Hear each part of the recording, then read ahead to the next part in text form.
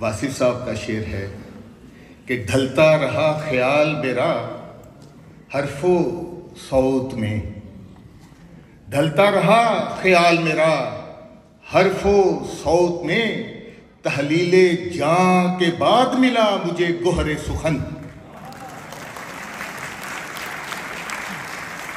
اور اسی طرح آپ نے ایک اور اظہار اس طرح فرمایا کہ لکھ رہا ہوں میں حکایات خون چکاں واصف، ٹپک رہا ہے میری انگلیوں سے دل کا لہو۔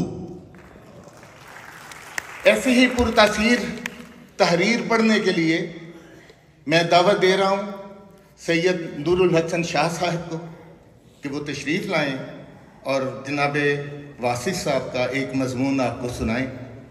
یہ پاکستان کے بہت بڑے جو ہے وہ فنکار، اداکار، بچوں میں بچے ہیں، جوانوں میں جوان ہیں، بوڑھوں میں بوڑھے ہیں اور بابوں میں بابا ہیں۔ بابا نور الحسن۔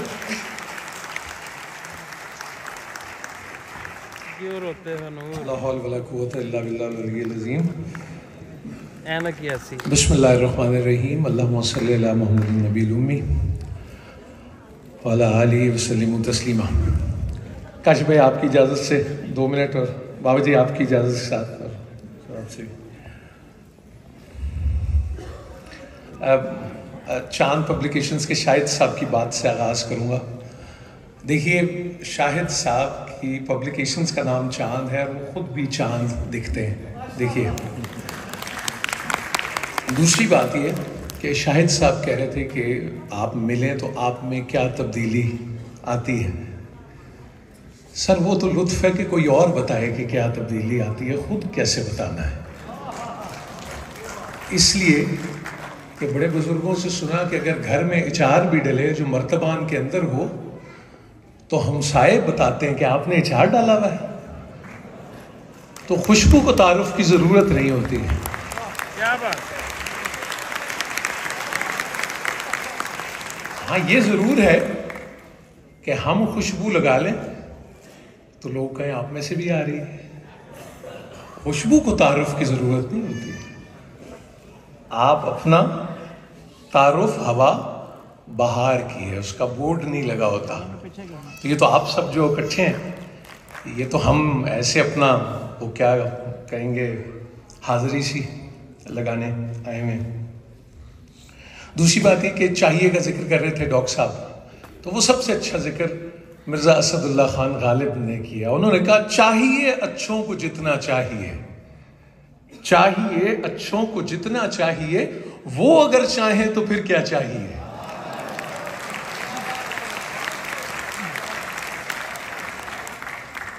ڈاکٹر صاحب کو سن کے اور علامہ صاحب کو سن کے احساس ہوا کہ ٹھہراؤ میں کیسے بات آپ تحمل اور تدبر کے ساتھ کیسے کر سکتے ہیں، اس کا ایک ڈھنگ بھی آیا ہمیں اور بڑی خوشی بھی ہوئی، شکر الحمدللہ۔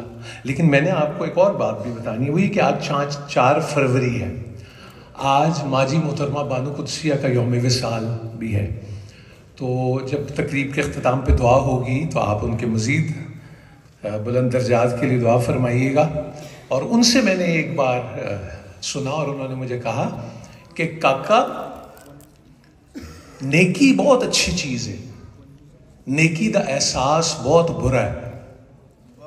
تو کہنے لگی میرے پیچھے بول، میں کہا جی نیکی بہت بری چیز ہے اور نیکی بہت اچھی چیز ہے اور نیکی کا احساس بہت برا ہے۔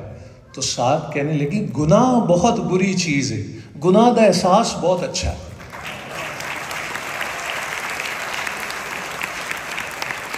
لیکن یہ کمال ان کا تھا کہ وہ یہ نہیں بتاتے تھے کہ یہ بات کہاں سے آئی ہے، حدیث ہے، آیہ مبارکہ ہے، وہ پھر آپ سفر پہ نکلے تو پتہ لگتا تھا۔ تو بڑے جو ہے نا وہ ہمیں سیرلیک کی طرح دلیہ بنا کے نرم نرم غذا کھلاتے ہیں، کیونکہ ہمارا ہاضمہ اتنا اچھا نہیں ہوتا نا، کیونکہ یہ بھی تو ضروری ہے، معدہ اس قابل نہیں ہوتا۔ ڈاکٹر جہانگیر تمیمی رحمۃ اللہ علیہ کے توسط سے بزم واصف سے میں جڑا، ڈاکٹر ابراہیم عارف صاحب بھی بیٹھے ہیں، ابا جی میرے ابا جی اللہ بخشے، ملک فیض الحسن قادری، بابا جی اشفاق صاحب، ان کی بدولت اور وہ ساری تحریروں سے ہمیں بھی وہ سلسلہ وہاں تک پہنچا. مہربانی کاشف بھائی کی. اور کاشف بھائی جو ہیں کاشف ہی نہیں لگتے, واصف ہی لگتے ہیں. دن بدن اللہ تعالیٰ ان کو نظر بد سے محفوظ رکھے, اور بہت کشادہ دل ہے ان کا. اور یہ دیکھیے دل دریا سمندر میرے ہاتھ میں ہے. ایک اور سنگ میل عبور ہوا. کاشف بھائی کو اس کی بہت بہت مبارکباد. یہ اس کا لیٹسٹ ایڈیشن آیا, اور کاشف پبلیکیشنز کی جانب سے تصانیف واصف کے اشاعت و تقسیم کی ذمہ داری در احساس پبلیکیشن کو تجویز کی گئی. اور در احساس کہاں سے ہوا کہ وہ مطمئن کہ زیاں جو ہوا ہوا واصف, وہ مطمئن کہ زیاں جو ہوا ہوا واصف, مجھے یہ فکر کہ ہوا کیسے واہ در احساس, مجھے یہ فکر کہ ہو کیسے واہ در احساس. تو کاشف بھائی کے انتخاب کے مطابق غلطیوں کی پہلے سے معذرت, لیکن ابا جی کہتے تھے کرنی نہیں چاہیے تھی, معذرت ہی کرنی پہلے, کرے ہی نہ کر پھر رہنی. وہ بھی نا وہ نفس کو زیادہ کسر نفسی سے نفس کو کسر لگ جاتی. خوش نصیب, یہ فیصلہ کرنا مشکل ہے کہ خوش نصیب کون ہے. کسی بڑے خوش نصیب کی زندگی کا جائزہ لیں تو معلوم ہو سکتا ہے کہ خوش نصیبی کسے کہتے ہیں. ہمارے عقیدے اور معلومات میں پیغمبر ہی خوش نصیب ہیں. یہ وہ لوگ ہیں جن کی زندگی دوسروں کے لیے ایک مثالی نمونہ ہے, جن کا ذکر بھی اہل فکر حضرات کے لیے سکون و برکت کا باعث ہے. اگر ہم کسی پیغمبر کی پوری زندگی کو غور سے دیکھیں تو یہ جان کر تعجب ہوگا کہ ان کی خوش نصیبی نے کیا کیا منظر دیکھے اور کیا کیا منزلیں طے کی. ایک پیغمبر بیٹے کی جدائی میں روتے روتے بینائی سے محروم ہو گئے. پیغمبر ہیں اور بیٹے سے جدا, اور بیٹا بھی پیغمبر. بیٹے کی پیغمبری کی ابتدا کنویں میں گرنے سے ہوتی ہے.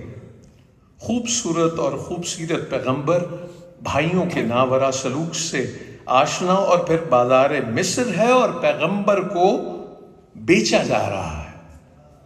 اور پھر الزام تراشی اور قید خانہ کی صحبت. معصوم ہے لیکن مقید. مصر کا مالک مصر کے قید خانے میں. عجب حال ہے. علم والے ہیں, عزت والے ہیں, مرتبے والے ہیں, حسن والے, اللہ کے اتنے قریب کہ قرآن میں آپ کے تذکرے ہیں, آپ کا ذکر احسن القصص, آپ کا حسن مثالی خوش نصیبی کی انتہا ہے. ایک اور پیغمبر, خوش نصیب پیغمبر, کم و بیش 1000 سال تک اللہ کے دین کی تبلیغ فرماتے ہیں, دین کی خدمت کرتے ہیں, اور آخرکار اپنے بیٹے کو طوفان کی نظر ہوتے دیکھتے ہیں.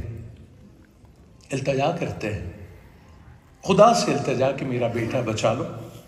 حکم خداوندی آتا ہے کہ بیٹا جب باپ کے عقیدے پر ہی نہ ہو تو کیا بیٹا, جانے دو لہروں کے سنگ.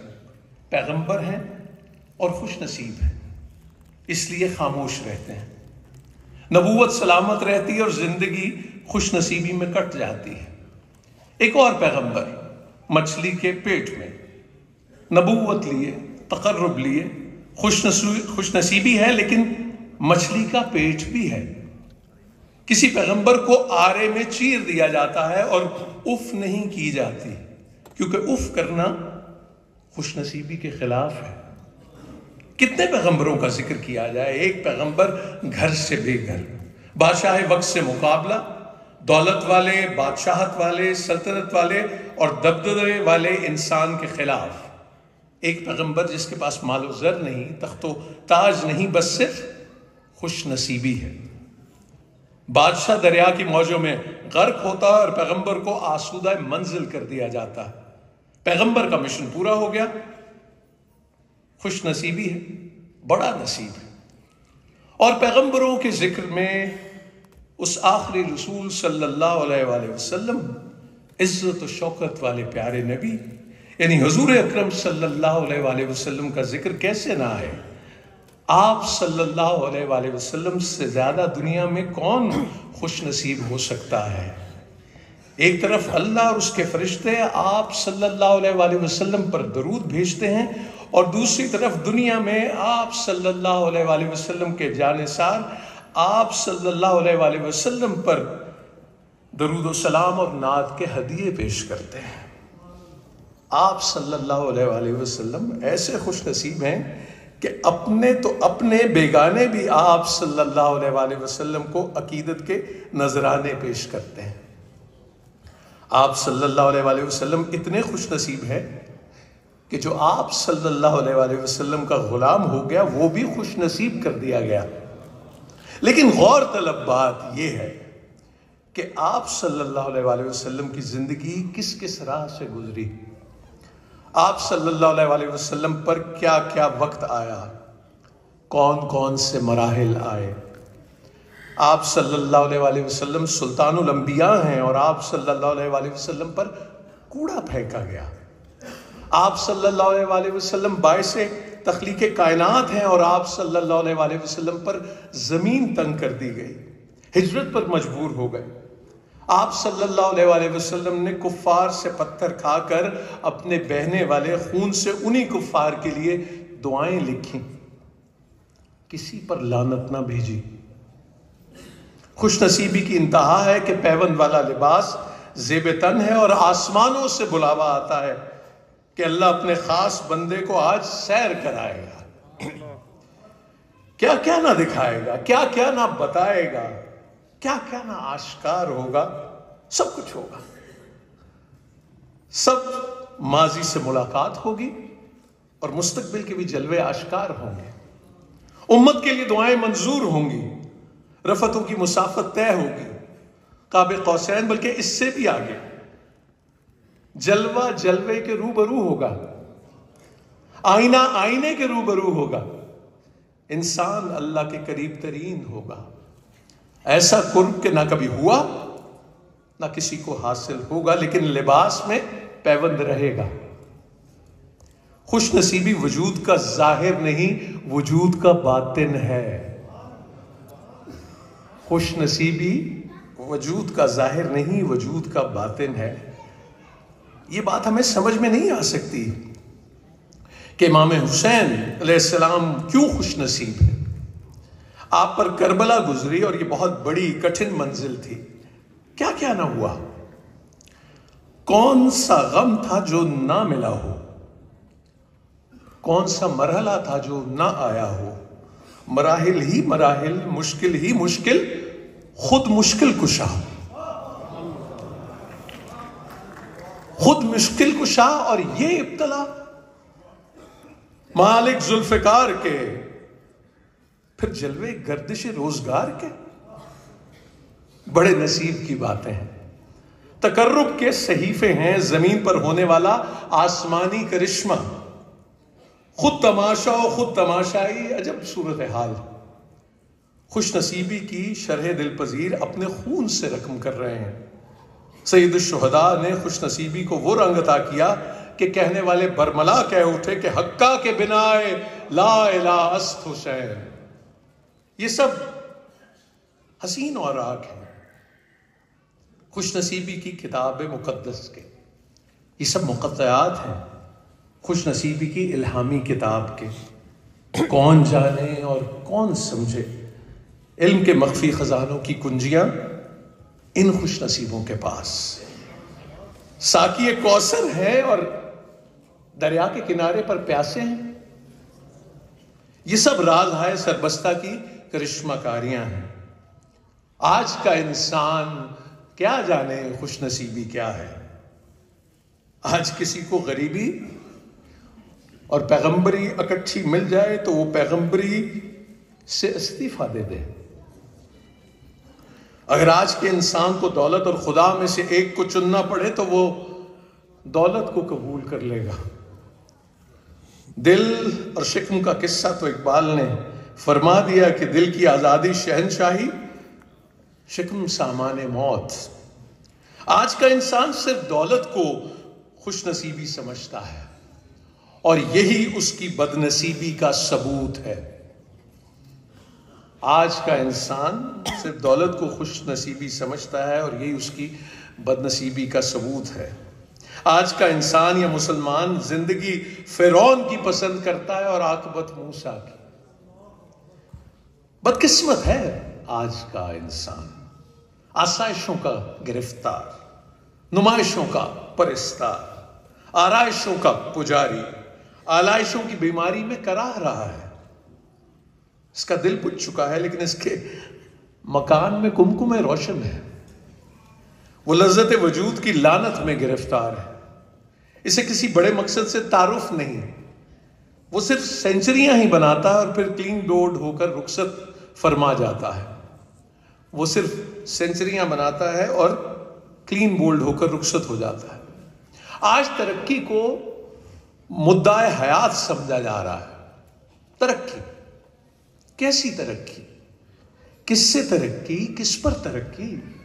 خوراک کی بجائے دوائی کھانے والا انسان کیا ترقی کرے گا؟ آسمان زیر قدم آ گیا، آسمانوں کی راہ ڈھونڈنے والا دل کی دنیا ویران کر چکا ہے۔ انسان انسان سے اجنبی ہے، اپنے آپ سے بیگانہ، مقصد حیات سے بے خبر، خوش نصیبی کے مفہوم سے ناآشنا۔ خوش نصیبی کسی شے کا نام نہیں، سماجی مرتبے کا نام نہیں، بینک بیلنس کا نام نہیں، بڑے بڑے مکانوں کا نام نہیں۔ خوش نصیبی صرف اپنے نصیب پر خوش رہنے کا نام ہے۔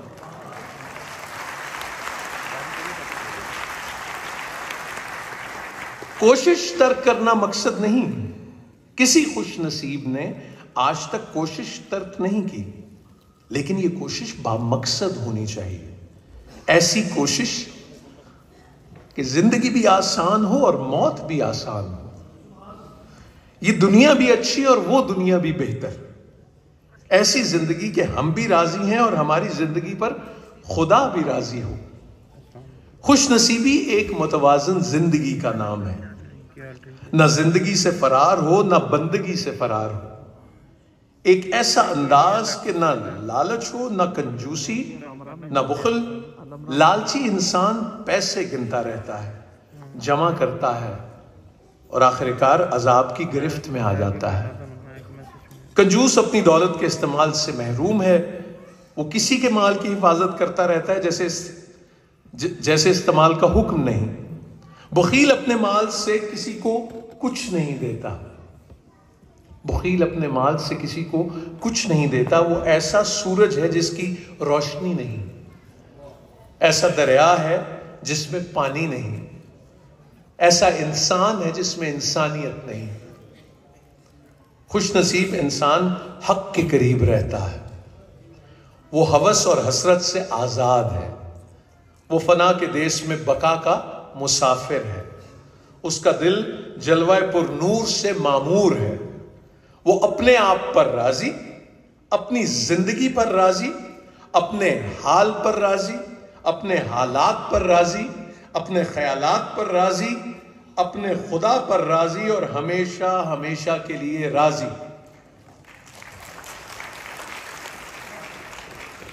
سلام ہو خوش نصیبوں کی خدمت میں۔